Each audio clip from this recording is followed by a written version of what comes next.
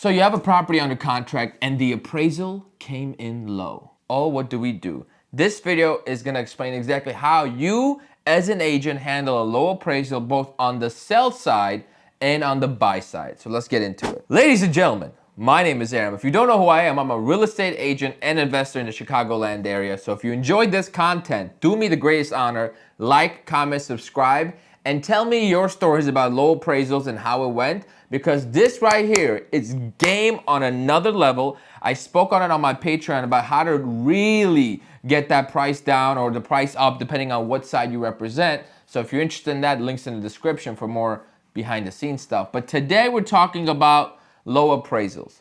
I like making videos like this because if you're a real estate agent, a new one, and you're on YouTube trying to figure out how to do this business, all you're gonna see is people making content about how to get clients. But rarely do you see a video about what to do once you got the client, once you do what you do when you're in the transaction side of things. And this is that video, so let's get into it. Appraisal comes in low.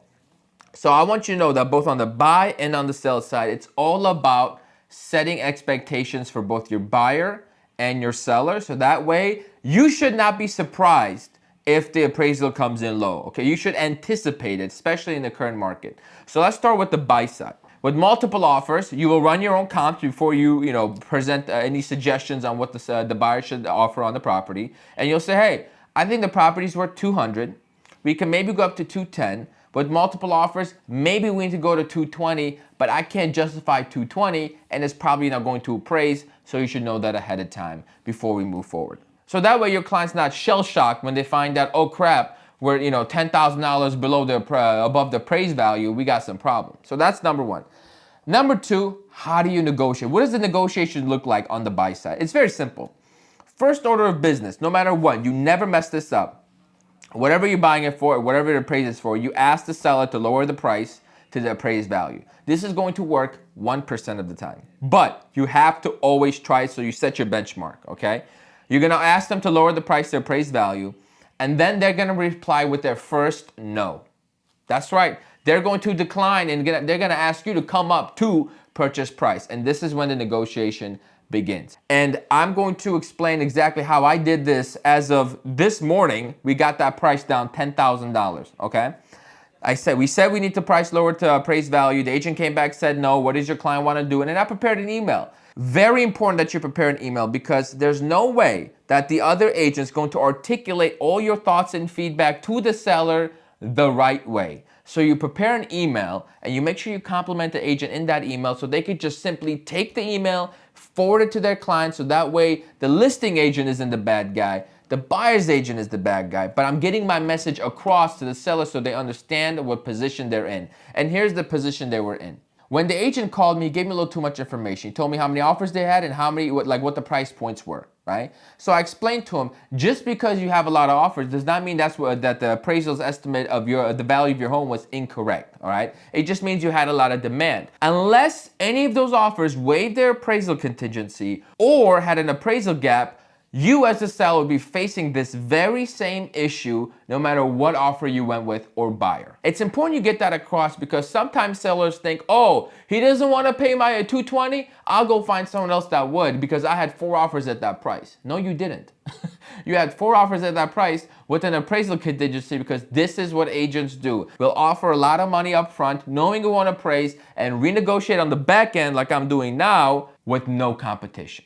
And the beautiful part about negotiating now is, what is the seller gonna do? Let's understand the seller's position. They've been under contract for, at this point now, 3 weeks, right? So they've essentially wasted 3 weeks. We're a week away from closing. The comps are not going to change because nothing else has sold. So if they cancel this contract, they're gonna go back on the market. There is no telling someone's gonna offer them that much now that it's been reactivated. There's no telling that someone's gonna be able to close, and there's no telling that the appraisal is not gonna come in at the same price and you're gonna have to deal with the same issue 5 weeks down the road. Or you can handle it now. And that is where you have all the leverage as a buyer. And that's important to know for your clients. No matter how difficult the seller is being, you as the buyer, you have all of the leverage in this situation. And what happens, I would say 95% of the time, the buyer gives a little bit, very little, just to give the seller some type of a win. And then the seller is gonna come down pretty much as close to appraised value as humanely possible. Because what else are they gonna do? Risk going back on the market only to sell for the same price with more headaches? Or they could just lower the price and close in a week, because by the time the low appraisal comes in, everything with the loan is done. And this is what you as an agent need to stress to the seller. Hey, our loan is pretty much clear to close. Your decision is the only determining factor whether we close next week, we close today, or in 3 weeks or 5 weeks. It's 100% on the seller, and that's important to get that across to them. Let's transition to what you do on the sales side. As I mentioned, when the appraisal comes in low, you as a seller have very little leverage at this point. Right? Because of all the reasons I just explained, what are you gonna do? Go back on the market only to deal with the same issue? You have to deal with the low appraisal, and which is why when you ask a stupid number for your home and you get it, you shouldn't be too excited.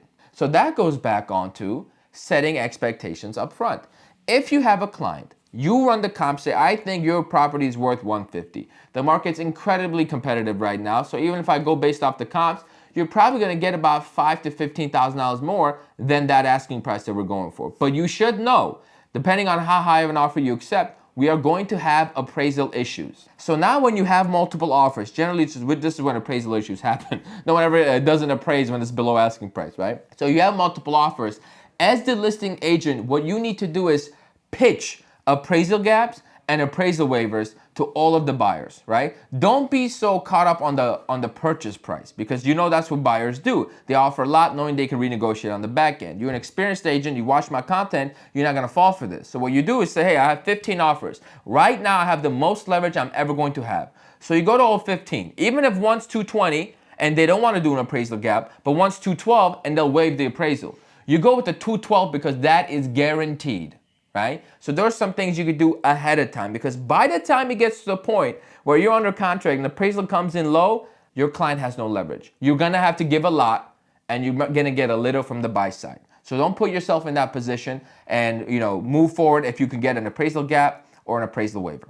Now, what if you just don't have it? Maybe you only had 2-3 offers and no one's really comfortable waiving their appraisal because everybody knows we're trying to renegotiate this on the back end. What do? 2 things.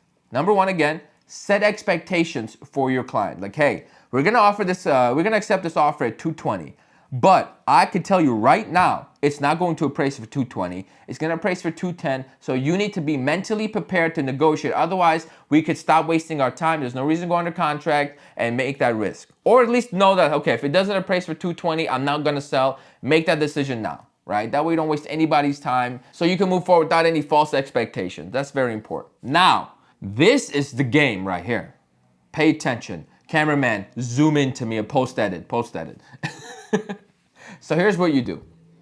Every time, it doesn't even matter if you don't expect it to appraise. You as the listing agent, you have a responsibility when that appraiser calls you and gets scheduled a showing to go look at the place and value the property, right?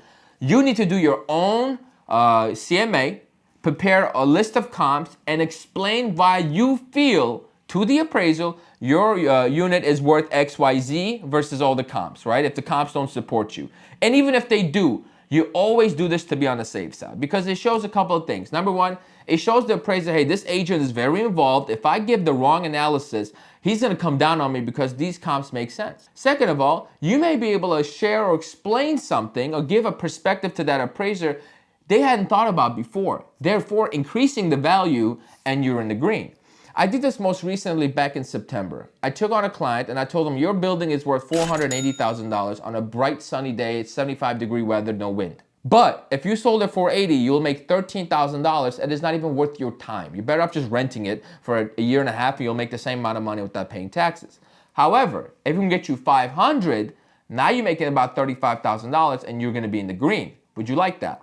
He said, perfect. But I told him ahead of time, hey, we're going to have appraisal issues and I'll do my best to get that appraised as much as possible. So we go on the market. Because the market was so competitive, we had multiple offers. We took an offer at 510, and long story short, guess what? Ding, ding, ding. It didn't appraise, but we were not surprised. The conversation I had with my client, I called him and said, hey, it didn't appraise, but because I prepared the comps and I sent my explanation of everything to the appraiser, we actually got a higher analysis than I thought. We appraised for 497 when the nearest comp was 480, and the comp was much better than we were. right? But I sent the appraiser, first we had this many offers. This is the kind of demand that we're seeing. This is what buyers were willing to pay. This is the option that we went with. And this comp doesn't have this and that. We're in a better location. We have updated bricks. Here's some things we do. Our rents are higher. All that to justify the $497. And also, because I knew we were not going to get our appraisal right, there was a cash offer behind the scenes that I was negotiating as a backup offer. So when that appraisal comes in low, I have the leverage. And guess what? I had an offer cash for $499 when the deal was like a little shaky, and appraisal came in low. So when the listing agent called, I said, look, we're not going a dime below $499 because why should we? And then we're going to waive some of the, we gave him some closing cost credits, so we got rid of those. So long story short, I believe the offer we accepted was actually $505. And we ended up going for $499, which wasn't too far off. Everybody was happy. It was smooth sailing, no competition. So those are some things you could do when the appraisal comes in low.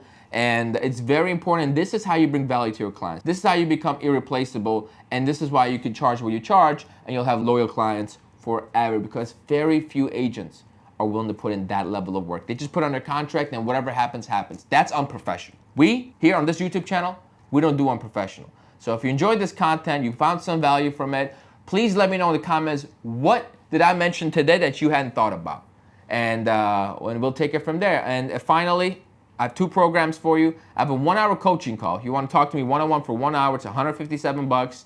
Links in the description, put it right on my calendar. And then I have a weekly call I do on my Patreon. That's $25 a month. The link's in the description. Join if you like. If you don't, keep watching the videos. Like, comment, subscribe. Take care. Bye-bye.